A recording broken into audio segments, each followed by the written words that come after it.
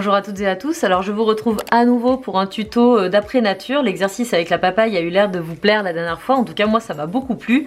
Du coup je réitère l'expérience cette fois-ci avec une courgette zéphyr. Pareil, c'est en faisant les courses, je suis tombée dessus et j'ai trouvé le sujet intéressant. Pour moi de toute façon toutes les occasions sont bonnes pour peindre un sujet. En plus l'esprit un petit peu planche botanique comme ça, vous savez, celles et ceux qui me suivent depuis un petit moment, c'est quelque chose qui est assez récurrent dans ce que je vous montre dans mes différents posts. Donc quoi qu'il en soit, je vous détaillerai toutes les étapes de réalisation depuis la palette de couleurs jusqu'à la réalisation des détails les plus précis, et ce sera une bonne occasion je pense pour vous de vous entraîner à utiliser certaines techniques de base que vous pouvez découvrir si c'est pas déjà le cas dans ma série de techniques sur les bases de l'aquarelle justement.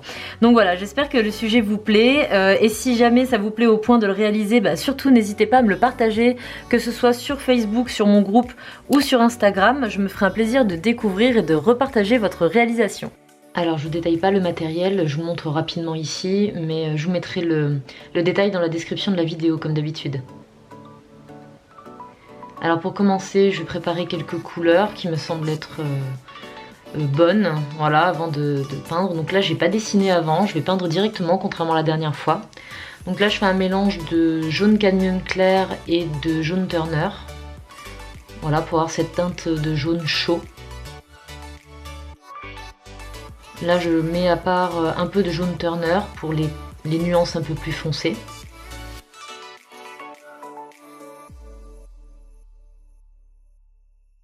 Et un peu de jaune rutile à part, donc c'est un jaune assez pâle qui me permettra de faire les zones claires.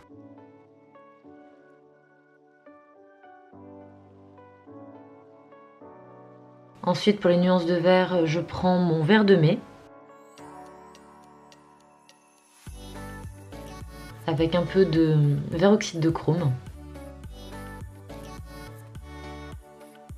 Pareil, ça donne un vert assez chaud.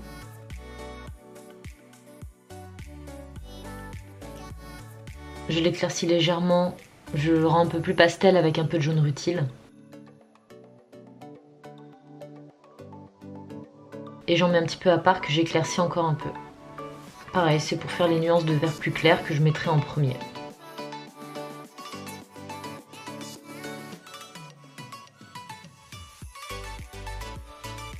Donc là j'ai trouvé assez facilement les couleurs par rapport à la dernière fois.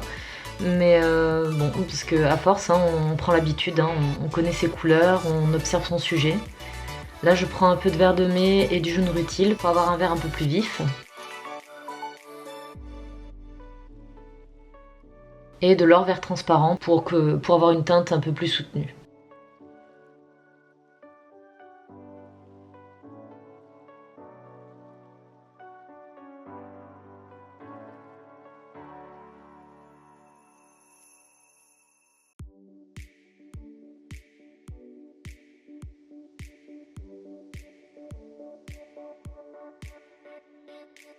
Donc là comme je vous le disais, j'ai pas dessiné avant, contrairement à la papaye. Donc j'ai pris un peu plus de liberté par rapport à la forme.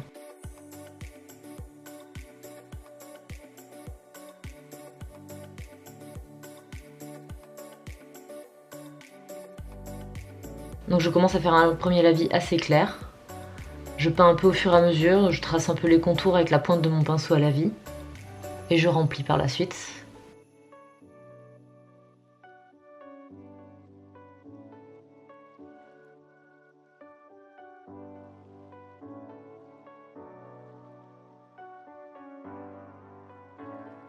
Voilà, et je commence déjà à jouer un peu avec mes différentes nuances de jaune. Pour commencer à peine à suggérer un peu le volume du sujet.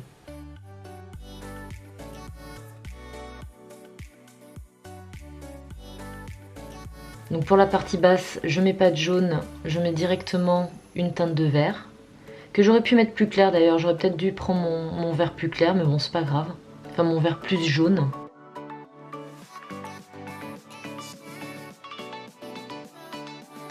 Et j'en profite que mon jaune soit humide pour pouvoir faire un dégradé. Donc une fois que c'est sec, je vous ai épargné le séchage, je prends mon fluide de masquage avec ma brosse à dents et je vais faire quelques projections Alors là, je sais pas ce qui s'est passé, la caméra fait tout flou, mais bon, c'est pas grave, vous comprenez le principe, hein, je vous ai laissé un petit peu pour que vous voyez un peu ce que je fais. Donc je projette sur la partie basse pour faire un peu cette texture que j'ai vue sur les légumes. Alors c'est pas forcément la plus... c'est pas forcément la technique la plus adaptée, mais c'est celle qui me plaisait le plus. Je fais quelques projections aussi sur le reste de mon sujet. Donc une fois que le fluide est bien sec, là c'est pareil, j'ai épargné le séchage, je vais pouvoir commencer à intensifier davantage ma couleur, la saturer davantage.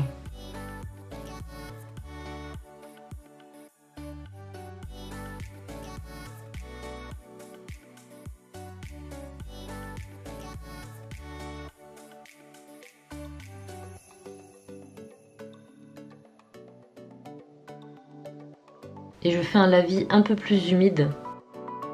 Là je rattrape un petit truc avec mon mouchoir.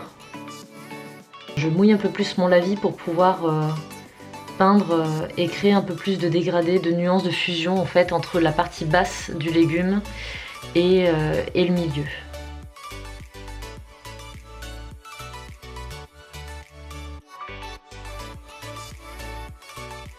Avec mon jaune plus pétant, je commence à tracer un petit peu des lignes verticales que je vois sur mon sujet. Donc voilà, je commence à les suggérer, je vois ce que ça donne. Là, mon lavis est un petit peu trop humide, donc ça se fond un peu trop avec. Mais bon, ça va pas m'empêcher de monter en intensité progressivement. Je prends un peu de jaune ocre, une teinte jaune plus foncée pour faire un petit peu les lignes plus foncées, les ombres en fait.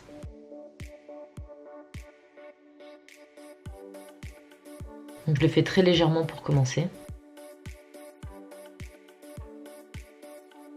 Donc vous voyez que j'ai préparé des couleurs, mais bon après au juger au fur et à mesure, je prends directement dans ma palette et puis je fais directement. Même si c'est pas forcément des couleurs parfaites, ça me permet de travailler vite.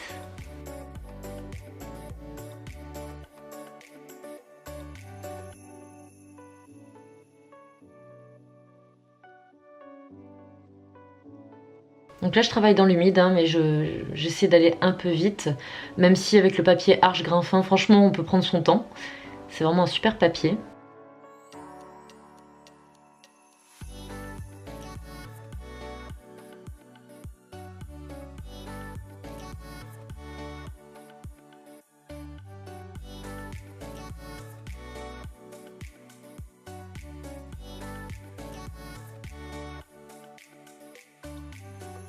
Et là je vais commencer à rajouter des nuances de vert un peu plus foncé pour préciser un peu plus la texture du bas du sujet.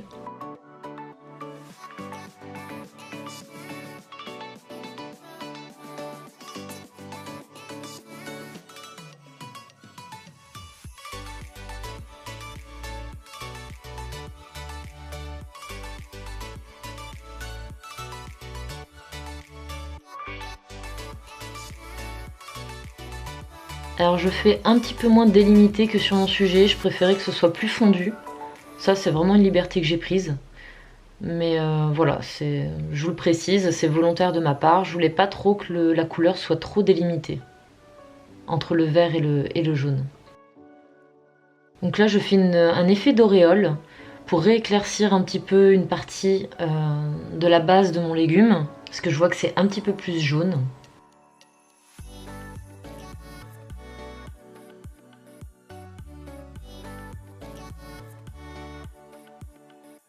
Et là maintenant que mon lavis a un petit peu séché sur la chair du légume, je vais pouvoir faire un petit peu les petits impacts. Je ne sais pas si vous les voyez bien sur mon sujet. Il y a des petits creux plus foncés.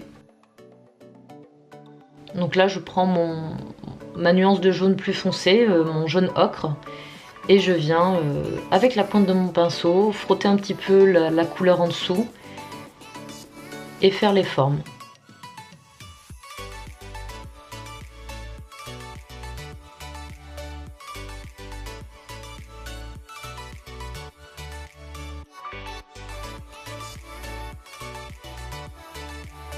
C'est le genre de petits détails, de petites imperfections qui donnent un peu le réalisme à mon sujet. J'aime bien.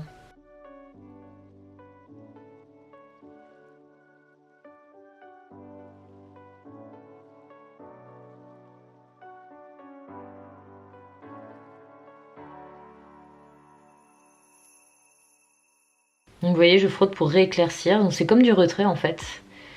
Et quand j'ai besoin de faire une petite ombre, je rajoute un peu de jaune ocre.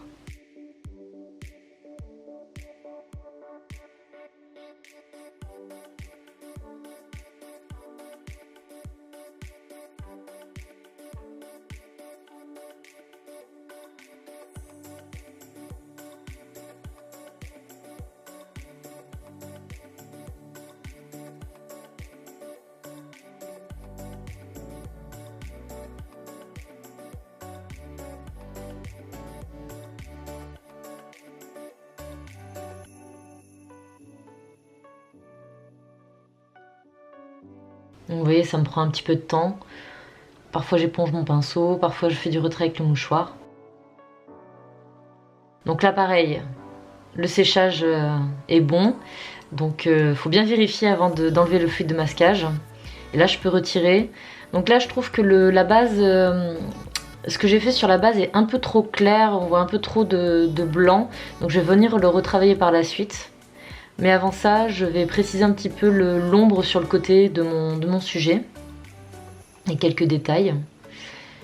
Voilà, je vérifie bien qu'il n'y ait plus de fluide de masquage. Et je vais venir retravailler avec les nuances de vert, la petite texture en fait un petit peu bariolée qu'il y a sur la base de la courgette.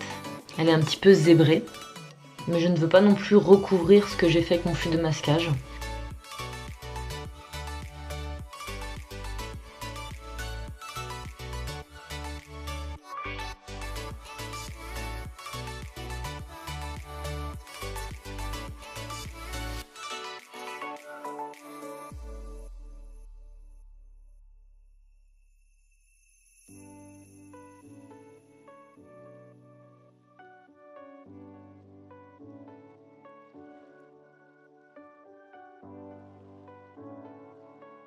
Je regarde un peu moins mon sujet sur cette étape-là.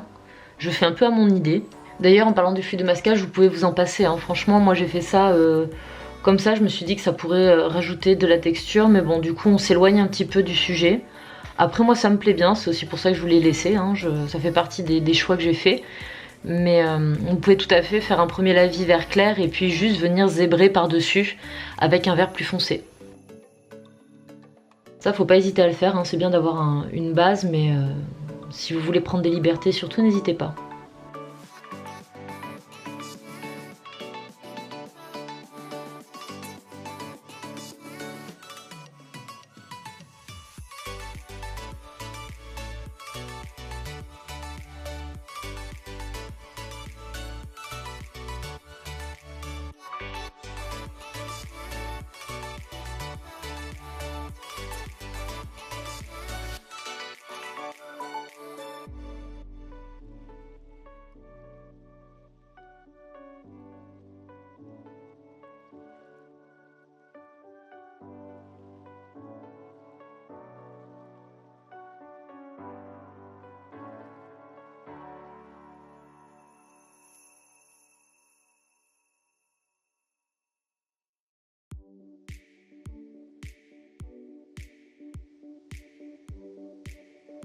Alors je sais pas si vous faites comme moi avec un petit bout de papier sur lequel vous testez vos couleurs.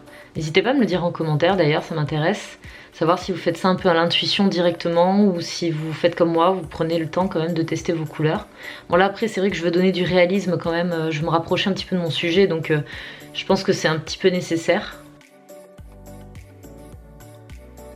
Là je vais m'attaquer à la partie haute de la courgette. Là, j'ai besoin un petit peu de bien observer mon sujet pour savoir comment m'y prendre. Je désature ma couleur, donc vous voyez que j'allais peindre avec une couleur plus chargée et finalement j'ai trempé mon pinceau un peu dans l'eau voilà, pour pas mettre une couleur trop intense dès le début. Je laisse un petit espace blanc entre le reste du légume et la queue. Voilà, pareil, c'est un choix personnel. Je verrai par la suite si je le garde comme ça ou pas. Et déjà mon premier objectif c'est d'arriver à retracer à peu près la forme que j'observe.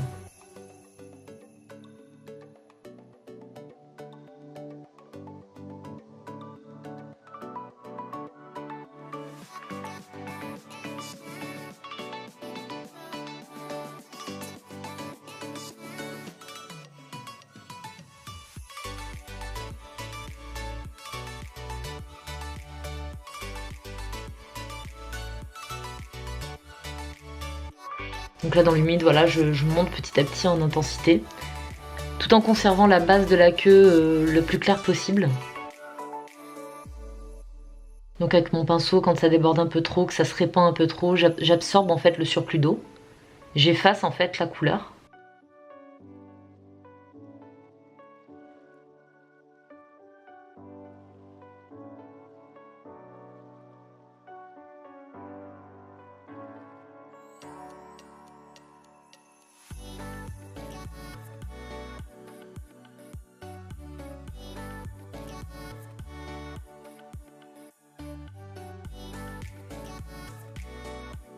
Pour créer mon dégradé, vous voyez, je tapote vraiment très légèrement avec la pointe de mon pinceau à la vie pour pouvoir maîtriser la fusion.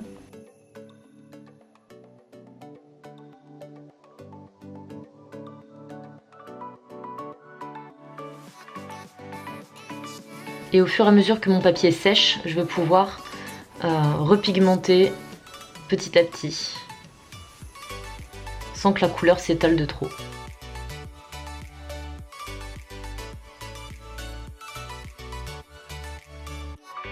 Je commence à faire apparaître, à suggérer les petits détails, les petites ombres.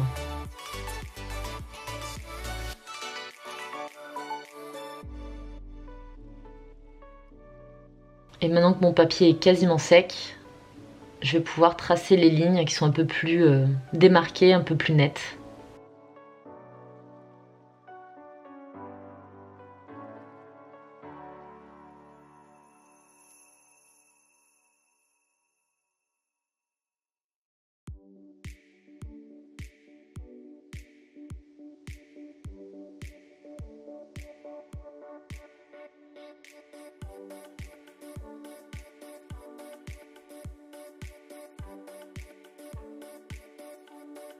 Donc là je rince mon pinceau, je le garde un tout petit peu humide et je vais venir estomper la base des traits que j'ai fait.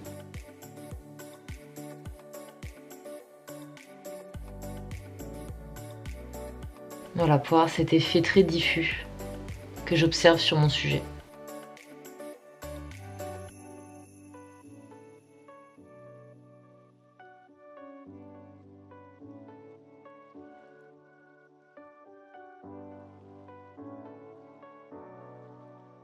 Donc j'ai changé de pinceau parce que je commence à rentrer un peu plus dans le détail.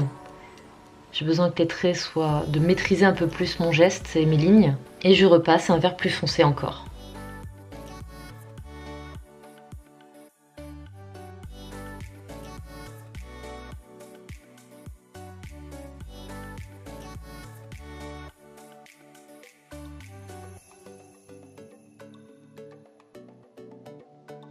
Je passe ensuite un peu au travail des ombres, que je précise toujours avec mon pinceau un peu plus nerveux, ça me permet d'un peu mieux maîtriser les tracés que je fais.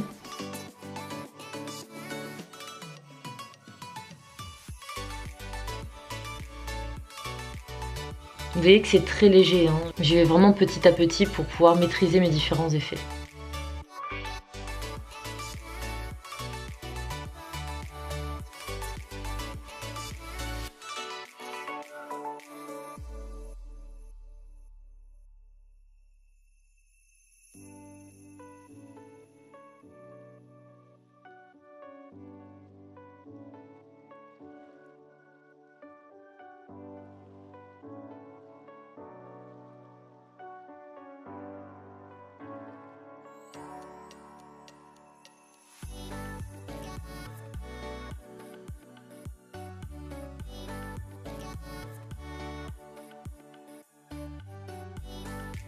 Donc là je vois que mon vert est un petit peu trop foncé par rapport à mon sujet. Bon, c'est pas très grave, mais du coup je vais rajouter un petit peu de vert plus chaud, plus clair.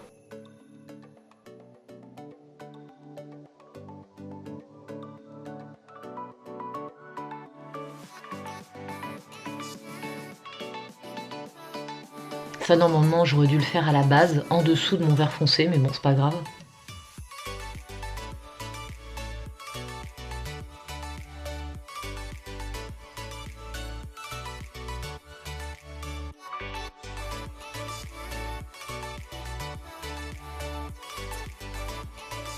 Et je rajoute un petit peu une ombre pour donner le volume, pour que ça se démarque un peu plus du reste du reste du légume.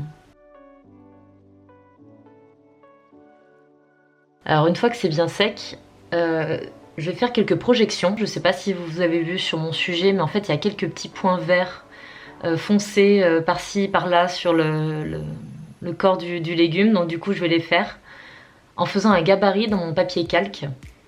Là que je découpe, ça me permet de préserver tout le reste de mon support et de pouvoir faire mes projections sans problème.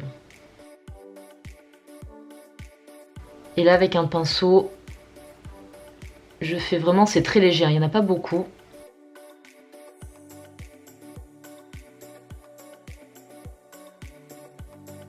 Et je termine en rajoutant, comme la dernière fois avec la papaye, le nom de mon sujet pour faire l'esprit planche botanique.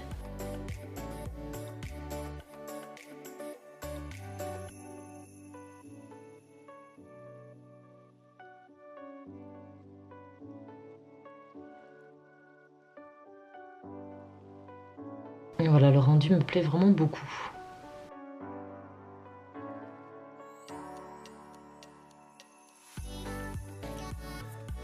Et voilà, ce nouveau tuto d'aquarelle d'après nature est terminé. J'espère que ça vous a plu. Moi personnellement j'ai beaucoup aimé faire ce type d'exercice. Je trouve que c'est aussi une bonne façon de trouver des idées de sujets à peindre assez facilement et de s'entraîner sur les techniques de base notamment.